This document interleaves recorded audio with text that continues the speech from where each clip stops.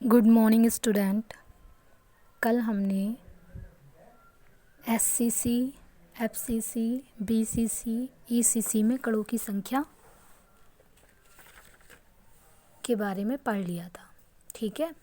SCC में आपकी कणों की संख्या 1 थी, एफसीसी में 4, बीसीसी में 2, ईसीसी में भी 2। अब आपकी एक स्पेसिफिक टाइप की है यूनिट सेल जिसमें आपको कणों की संख्या देखनी है, और वो यूनिट सेल है आपकी हेक्सागोनल या षटकोणीय एकक कोष्ठिका। ठीक है।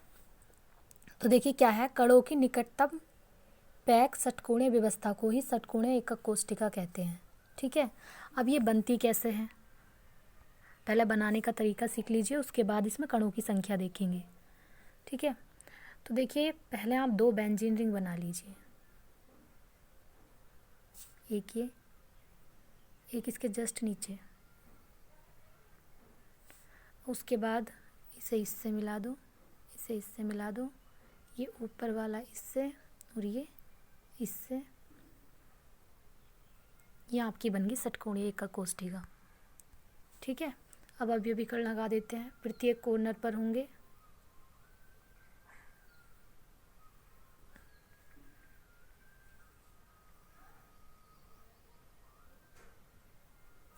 ठीक है। उसके बाद इसमें 3 अवयवीकरण इसकी बॉडी के अंदर होते हैं, इस सेल के अंदर। ठीक है। और 2 अवयवीकरण होते हैं इसके किसी भी 2 फेस पर। आप इस फेस पर लगा लीजिए और इस फेस पर लगा लीजिए। ठीक है। तो देखिए कॉर्नर काउंट कीजिए, कितने कॉर्नर हुए इसके। 1 2 3 4 5 6 और 6 नीचे, तो कॉर्नर कितने हुए, 12 कॉर्नर है। अवयवी कणों का योगदान देखना है कि 12 कॉर्नर पर अवयवी कण कितना पार्ट अपना दे रहे हैं। तो कैसे करोगे आप, इतना हिस्सा निकाल लीजिए। ये मैंने एक अवयवी कण बना दिया। ठीक है। इसमें राउंड नहीं बना, तो कितना पार्ट आ रहा है, पहले तो इसका हाफ है, ये देखिए। ठीक है। तो हम यहाँ पे बना लेते हैं कि हाफ गेंद हमने बना ली, ऊपर की गेंद आप हटा दो। ठीक है। और इसमें इतना हिस्सा आ रहा है, तो ये गेंद कैसी होगी, हाफ भी तो गोल ही होगी, और पूरा गोल ये जो एंगल बना है इसके बीच में कितना बना है, 120 का। ये 120 का ही तो बना है ये एंगल। और अगर हम हाफ गेंद भी देखेंगे, आधी गेंद, जैसे मान लीजिए ये आधी गेंद है नीचे का, हमने देख लिया, तो ये आधी गेंद का पूरा कितना होगा, 360 और 12 या 36। तो इसका पूरा पार्ट का कितना हिस्सा घेरा इस क्रिस्टल ने, 1/3 हिस्सा। आधी गेंद का 1/3 हिस्सा घेरा, तो पूरी गेंद का कौन सा हिस्सा हुआ ये, 1/6। तो इस 12 में 1/6 की गुणा। ठीक है। 12 कॉर्नर है, और 12 कॉर्नर पर प्रत्येक एटम कितना अपना हिस्सा शेयर कर रहा है, 1/6। तो आ जाएगा आपका 2। ठीक है। उसके बाद ये 3 अवयवीकरण जो बॉडी के अंदर है, वो तो किसी के साथ शेयरिंग करेंगे नहीं क्योंकि वो तो बिल्कुल अंदर है, तो 2 + 3। ठीक है।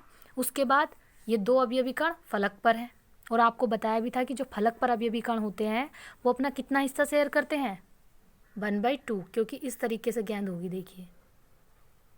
तो ये आधा हिस्सा अंदर आएगा और आधा हिस्सा जाएगा बाहर। तो जो फलक पर होगा वो कितना होगा, 2 अवयवी कण है, 2 अवयवी कण का 1/2, तो कितना आ जाएगा, 1। तो ओवरऑल कणों की संख्या कितनी आ गई, 3 और 2 5 और 1 6। तो इसमें अवयवी कणों की संख्या कितनी होती है, 6। ठीक है। तो ये आपकी हो गई हेक्सागोनल एकक कोष्ठिका।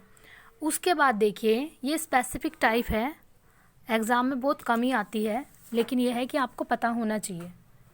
ठीक है।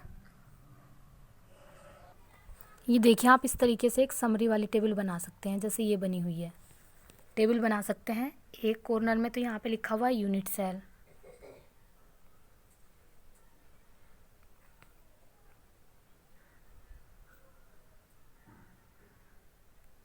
ये देखिए इसको, इस वाले कॉलम में लिखा हुआ है यूनिट सेल, इसमें एटम अरेंजमेंट और इसमें एटम पर यूनिट सेल या रैंक ऑफ यूनिट सेल, जो नंबर ऑफ पार्टिकल्स होते हैं किसी भी यूनिट सेल में उसे हम क्या बोलते हैं, उसकी रैंक। ठीक है, तो सबसे पहला है simple unit cell. Simple unit cell में जो अवयवी कण है वो केवल और केवल कॉर्नर पर उपस्थित होते हैं। 8 कॉर्नर होते हैं, 8 कॉर्नर पर उपस्थित होते हैं और कितना हिस्सा शेयर करते हैं, 1/8। तो उसकी रैंक कितनी आई थी, 1, मतलब नंबर ऑफ पार्टिकल्स कितने थे, 1। वैसे ही दूसरी एफसीसी है। एफसीसी में कॉर्नर पर भी 8 उपस्थित है और कॉर्नर के साथ साथ जो 6 फेस थी उन पर भी 6 अवयवी करते और वो कितना हिस्सा शेयर कर रहे थे, 1/2। तो कितने थे, जो उनकी रैंक होगी वो 4। ऐसे ही बॉडी सेंटर्ड में 2 थी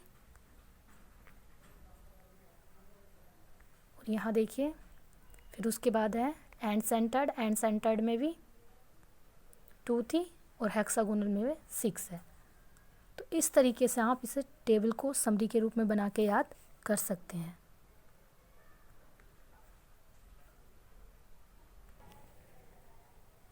उसके बाद देखिए नेक्स्ट है टॉपिक आपका सेल के पैरामीटर्स।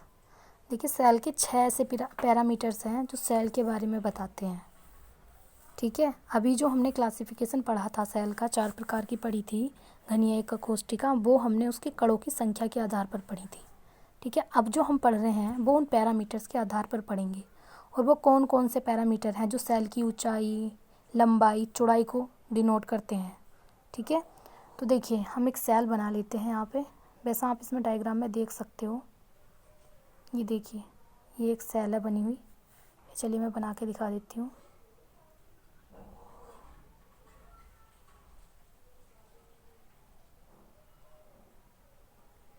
ये एक सेल है। ठीक है, इस सेल में ये दूरी होती है a, मतलब लंबाई। लंबाई के बाद आती है इसमें,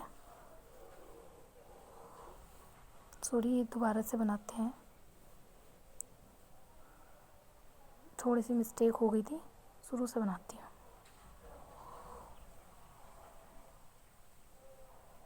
ये देखिए इसे आप बाहर खींच लीजिए। ठीक है, और इसे इधर कर दीजिए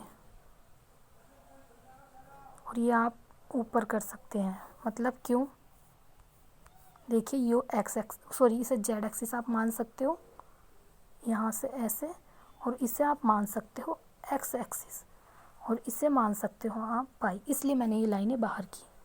ठीक है, तो जेड एक्सिस पर जो ये दूरी होगी ये आपकी होगी a। इसमें थोड़ा सा सही से बन नहीं रहा है। और ये होगी आपकी b। ठीक है, और ये आपकी होगी जो लंबाई है c। ठीक है, तो ये आपने इस सेल के अंतर्गत देख लिया। अब आप इससे समझिए, देखिए इससे समझिए हमने क्या किया, जेड एक्सिस और वाई एक्सिस और एक्स एक्सिस को बाहर निकाल दिया। ठीक है, तो ये बी है, ये ए है और ये सी। सी वाई पर है, बी एक्स पर है और ए जो है वो जेड पर है। तो ए के सामने वाला जस्ट एंगल ये होगा आपका अल्फ़ा, बी के सामने वाला होगा बीटा और सी के सामने वाला होगा गामा, जैसा कि इस डायग्राम में भी दिखा रखा है, आप देख सकते हैं। ये देखिए, देखिए ये है, ये है और ये है, ये ए है इसमें और ये बी है और ये सी है। ए के सामने अल्फ़ा, बी के सामने बीटा और सी के सामने गामा। तो इस तरीके से जो पैरामीटर हुए वो आपके कितने हो गए, 6। इन 6 पैरामीटर्स में जो अल्फ़ा और बीटा और गामा हैं इन्हें बोलते हैं अक्षीय कोण। ठीक, अक्षीय कोण। और जो ए बी सी दूरियां हैं तो इन्हें बोलते हैं अक्षीय दूरियां।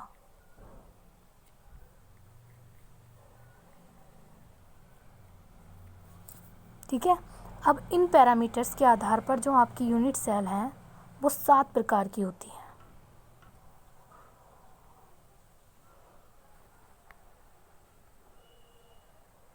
देखिए सबसे पहली होगी घनीय एकक कोशिका, जिसे इंग्लिश में बोलते हैं cubic unit cell. Cubic unit cell में जो हमारी दूरियां हैं वो भी तीनों बराबर होंगी और जो तीनों कोण हैं अक्षीय कोण वो भी बराबर होंगे। ए बराबर बी बराबर सी और अल्फा बराबर बीटा बराबर गामा बराबर 90 डिग्री। और जो हमारी ये घनीय एकक कोष्टिका है 3 प्रकार की होगी। साधारण घनीय एकक कोष्टिका, सेकंड फलक केंद्रित और थर्ड अंतः केंद्रित। और इसका एग्जाम्पल है NaCl। वैसे ही दूसरा है आपका द्विसमलंबाक्स और इंग्लिश में इसे बोलते हैं टेट्रागोनल। तो इसमें क्या होगा, सबसे पहले हम क्या करेंगे, इन दूरियों में डिफरेंस करेंगे। ठीक है, ए के बराबर बी तो होगा लेकिन इन दोनों के बराबर सी नहीं होगा। ठीक है, कोण आपके तीनों बराबर होंगे और 90 डिग्री के होंगे। द्विसमलंबाक्स जो है वो 2 प्रकार की होगी, सिंपल और बॉडी सेंटर्ड। इसका एग्जाम्पल है SnO2। तीसरा है आपका विषमलंबाक्स, इसे बोलते हैं ऑर्थोरोम्बिक। तो इसमें तीनों ही दूरियां इक्वल नहीं होंगी, ना ए के बराबर बी होगा ना बी के बराबर सी होगा, और जो तीनों कोण हैं वो इक्वल होंगे 90 डिग्री के। ये 4 प्रकार की है, साधारण, फलक, अंतः और अंत्य। इसका एग्जाम्पल है BaSO4। ऐसे ही आपकी फोर्थ है एक नताक्ष। एक नताक्ष में जो आपकी दूरियां तो तीनों ही डिफरेंट हो गई थी पहले, अब आपको क्या है, एंगल में डिफरेंस करना है। तो एंगल में अगर आप देखेंगे तो अल्फा बराबर गामा होगा और दोनों 90 डिग्री के होंगे, लेकिन जो बीटा है वो इनके बराबर नहीं होगा। ठीक है, ऐसे ही आपका त्रिनताक्ष है। त्रिनताक्ष में दूरियां तो पहले से अलग हो गई। त्रिनताक्ष में तीनों कोण ही इक्वल नहीं होंगे और ना ही 90 डिग्री के बराबर होंगे। ठीक है, तो आपकी एक नताक्ष 2 प्रकार की थी, सिंपल और एंड, और त्रिनताक्ष आपकी एक ही प्रकार की है, सिंपल। एग्जाम्पल इनके आगे लिखे हुए हैं। ऐसे ही आपकी षटकोणीय है। षटकोणीय में क्या होगा, ए के बराबर बी होगा लेकिन सी बराबर नहीं होगा। सी मतलब ऊंचाई। ठीक है, अब बॉन्ड एंगल ए के बराबर बी होगा, अल्फा बराबर बीटा होगा और दोनों 90 डिग्री के होंगे, लेकिन गामा 120 डिग्री का होगा। ठीक है, ऐसे ही त्रिसमताक्ष में है, तीनों दूरियां भी इक्वल होंगी, तीनों अक्षीय कोण भी इक्वल होंगे, लेकिन तीनों अक्षीय कोण 90 डिग्री के बराबर नहीं होंगे, और ये भी एक प्रकार की होगी, और इसका एग्जाम्पल है CaCO3। ठीक है, तो ये आप पढ़ेंगे तो आपको समझ में आ जाएगा। उसके बाद है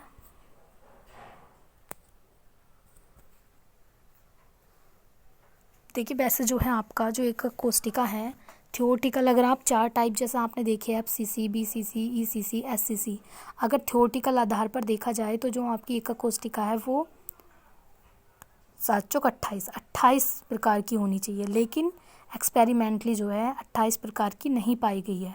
एक्सपेरिमेंटली आपकी जो एक कोष्टिका है वो 14 प्रकार की है। ठीक है, तो उन 14 प्रकार की एक कोष्टिका को क्या बोलते हैं, ब्रेविस जालक। ये इसमें लिखा हुआ भी है। ठीक है, उसके बाद देखिए हम अक्षीय दूरी और त्रिज्या में रिलेशन देख लेते हैं। ठीक है, जल्दी जल्दी करते हैं, वीडियो थोड़ी लॉन्ग हो गई। देखिए, अब हमें पता है कि कोई भी 2 एटम है हमारे, अगर हमें इसकी त्रिज्या निकालनी है तो क्या करना होगा, दोनों के सेंटर को आपस से मिलाएंगे और इस दूरी के हाफ, मतलब इस दूरी को हमने d मान लिया तो d का हाफ जो होगा इसकी परमाणु त्रिज्या होगी। ठीक है, सेम ऐसे ही हम डिफरेंट यूनिट सेल में निकालेंगे। तो देखिए, पहले हम SCC में निकाल लेते हैं। सिंपल एक कोष्टिका में हमने ये बना ली। ठीक है, इसी में बना के सब में दिखा देंगे। 2 अवयवी कण मान लेते हैं क्योंकि इसमें तो कॉर्नर पर ही होते हैं अवयवी कण। हाँ, आपको पता था क्रिस्टल जालक में जो अवयवी कण थे वो पॉइंट के रूप में दिखा रहे थे, लेकिन अब हमने क्या किया, 2 अवयवी कण बना लिए। तो देखिए, इसका केंद्र ये है, यहाँ से यहाँ तक की दूरी r, यहाँ से यहाँ तक की दूरी r, और ये जो डिस्टेंस थी वो a के इक्वल तो थी। ठीक है, तो a बराबर क्या हो जाएगा 2r, तो r बराबर आ जाएगा a/2। ठीक है, सेम ऐसे ही आप FCC में निकाल सकते हो। ये आपका बन गया। FCC में क्या होगा, जो आपके अवयवी कण होंगे वो यहाँ होंगे कॉर्नर पर, कॉर्नर के साथ साथ प्रत्येक फलक पर भी होंगे। एक अवयवी कण हम यहाँ मान लेते हैं, तो तीनों को बनाओ। ये तो जो ये दूरी होगी कितनी होगी, r तो इससे गई, 2r इस वाले कॉर्नर की और r इस कॉर्नर की, 4r। ठीक है, 4r। अब 4r होगी और ये दूरी, ये जो है एक त्रिभुज नहीं बन गया, यहाँ इसमें अच्छे से बन नहीं रहा, देखो इसमें, देखो इसमें, देखिए ये, देखिए ये दूरी, ये और ये और ये एक त्रिभुज बन गया और इस त्रिभुज को हमने बाहर निकाल लिया। ठीक है, ये हमारी 4r है, ये b है और ये a है, मतलब a b बराबर दोनों इक्वल ही है क्योंकि एक स्क्वायर है ये। तो अब क्या किया, इस त्रिभुज में पाइथागोरस प्रमेय लगा दी। पाइथागोरस प्रमेय क्या होती है, विकर्ण का स्क्वायर प्लस लंब का, वो सॉरी बराबर लंब और आधार का स्क्वायर। तो यहाँ पे निकालेंगे इस 4r का स्क्वायर बराबर a square plus a square, तो क्या हो जाएगा 16r स्क्वायर और यहाँ पे 2a स्क्वायर। ठीक है, अगर r बराबर निकालेंगे तो देखिए एक तो अंडर रूट चढ़ेगा इस पर। ठीक है, इसके अंदर 2 और अंडर रूट से बाहर आ जाएगा a, क्योंकि a का स्क्वायर है, और 16 का अगर हम अंडर रूट करेंगे तो क्या आ जाएगा 4, तो केवल ये आएगा बराबर √2a/4।